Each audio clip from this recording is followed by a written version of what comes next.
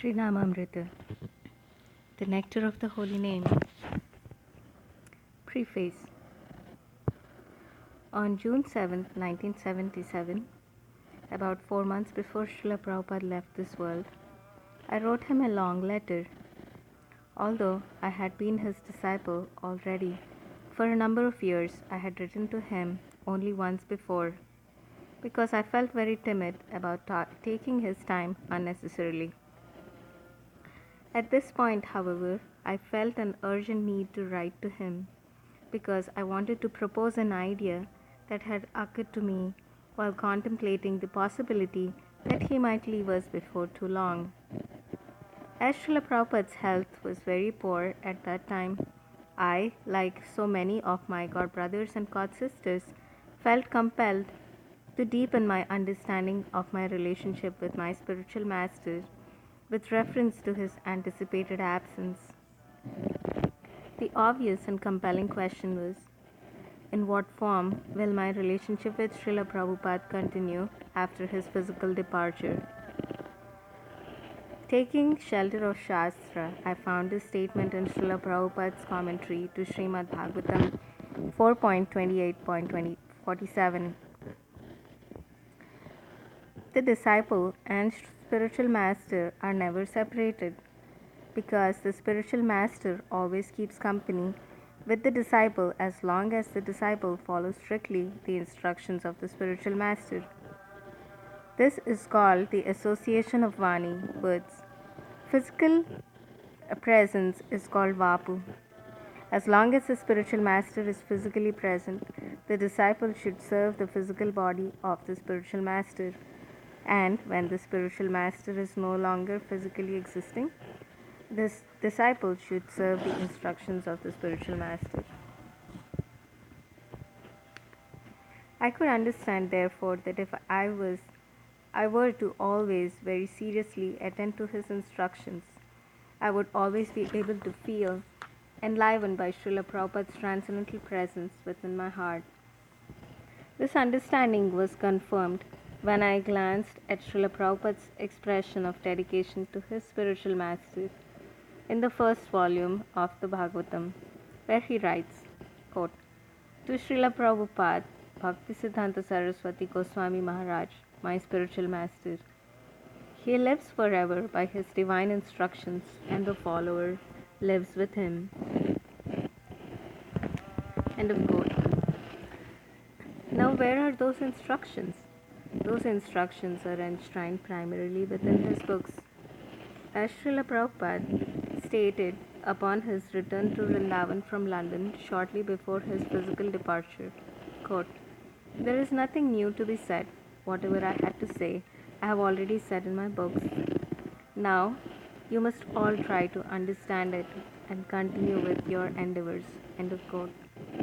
He also stated at around the same time, quote, "If I depart, there is no cause for lamentation. I'll always be with you through my books and my orders. I will always remain with you in that way." End of quote. It is clear from these instructions, then, that Srila Prabhupada lives on in full transcendental manifestation in his divine instructions, and that we can contact him and receive his mercy by understanding and by executing those instructions. Anyone who makes even a humble endeavor to research any particular philosophical point within Srila Prabhupada's books will discover a cornucopia of transcendental knowledge and insight. The thought occurred to me, however, that other than attending temple classes on Srimad Bhagavatam and Bhagavad Gita, few of us, for whatever reasons, undertake a systematic and comprehensive study of Srila Prabhupada's books, even if we have the opportunity to do so. I began, therefore, to reflect on how Srila Prabhupada's disciples and future followers might be provided some system for drawing out instructions on specific subjects from his book in an easy and convenient manner. With this concern in mind, I wrote Srila Prabhupada a letter in which I proposed that some sort of comprehensive, systematic compilation of all of his instructions from his book be executed. I offered to accept that difficult task, even though I felt personally unqualified to do so. Later that month, I received the following reply from Tamal Krishna Goswami, who was then acting as Srila Prabhupada's secretary. Quote, My dear Shubhananda Prabhu, please accept my humble obeisances. I have been instructed by His Divine Grace, Srila Prabhupada, to reply your letter dated June 7, 1977. His Divine Grace was very pleased to hear your proposal for systematically amassing a subject by subject encyclopedic compilation of all of Srila Prabhupada's teachings and instructions as found in his books. Srila Prabhupada said that he knows that you are a scholarly devotee and are just fit for doing this job. He said, it is a very welcome suggestion.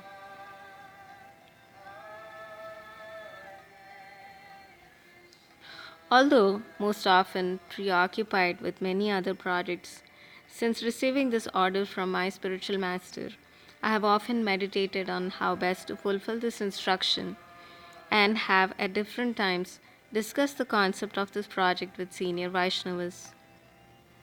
The basic conclusion of such meditations and discussions has been that the encyclopedia itself should not be merely a quantitative compilation of all of Srila Prabhupada's words on every subject, which would be extremely voluminous, but that it should follow the traditional encyclopedia format.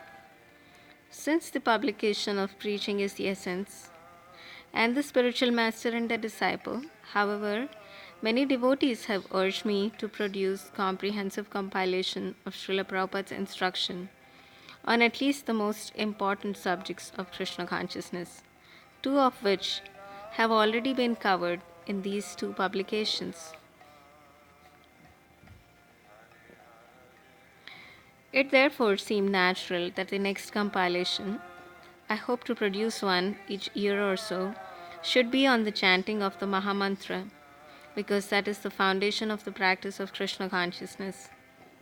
I therefore now humbly offer this book, Sri Namamrta, the Nectar of the Holy Name, to all of Srila Prabhupada's disciples and grand disciples. All of us should absorb our minds in these nectarian instructions with rapt attention and conscientiously apply their conclusions in our practical spiritual life. By studying Srila Prabhupada's instruction on this most important of subjects, we will become fully convinced of the central importance of offenseless chanting of the holy name of Krishna in our endeavor for spiritual advancement.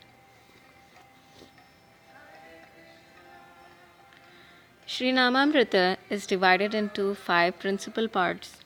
Part 1 reveals the chanting of the holy name, the Hare Krishna Mahamantra as the Yuga Dharma, the principal and universal religion for this age of Kali.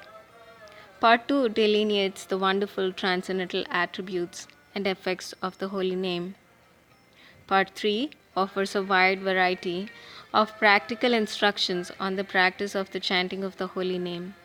And Part 4 deals with the necessity for propagating the holy name throughout human society. Finally, Part 5 presents a variety of important instructions on the holy name not included in the other 4 sections. With few exceptions, I have not included general references to Sankirtan that do not make specific references to Namakirtan, the chanting of the holy name. I have also decided not to include in this book the numerous descriptive narrations of chanting of the holy name in Chaitanya Leela as found in Sri Chaitanya Charitamrita. Such descriptions can be found easily enough through the indexes to the various volumes of Sri Chaitanya Charitamrita. I have decided thus to restrict this compilation to specific instructions about the holy name as such. At the end of the book, one will find 2 helpful appendices. The first is a collection of songs written by Srila Bhaktivinoda Thakur, Srila Narottam Das Thakur, and Lochan Das Thakur on the glories of the holy name. The second appendix lists over 60 of the most important verses from Vedic and Vaishnava literature glorifying the holy name. A few words of explanation concerning the system of compilation and organization used in this book, as well as about some innovations, are in order here. 1. In going systematically through Srila Prabhupada's books, whenever I came across a purport dealing with the subject at hand, I have the relevant passage typed on an index card and then I titled it. Generally, I include only one central topic per index card entry. 2. If within any purport distinctly different points are made about the subject, separate index card entries were made, and each is appropriately titled and categorized. 3. In cases where two different but related points are presented in one interwoven discussion, or where one point applies equally to two or more different topic categories, identical entries are prepared and placed within appropriate categories. There is, in other words, a small degree of unavoidable duplication of entries. In some cases, such duplicate entries will be titled differently, appropriate to their respective categories. 4. Within any particular subsection where two or more entries are very similar in context, rather than duplicating exact or near exact entry titles, I have allowed one entry title to suffice for the consecutive entries. Rather than including Sanskrit or Bengali verse transliterations for every verse cited, transliterations are given only for the most important verses, those included in Appendix 2. The transliterations for any other verses can be found in Srila Prabhupada's books. 6. When I have cited verses that appear in their original textual context in controversial form, I have indicated who the speaker and hearer are.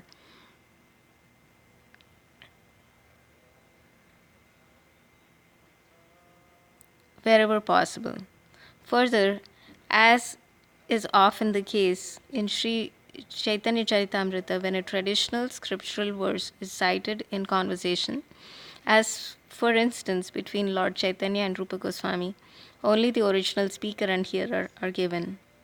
In closing, let me say that it is my humble and fervent hope that by carefully studying, absorbing, and implementing the nectarian instructions found within this volume, many sincere souls will feel renewed inspiration to take the holy name of Sri Krishna as their life and soul. Shubhananda Das.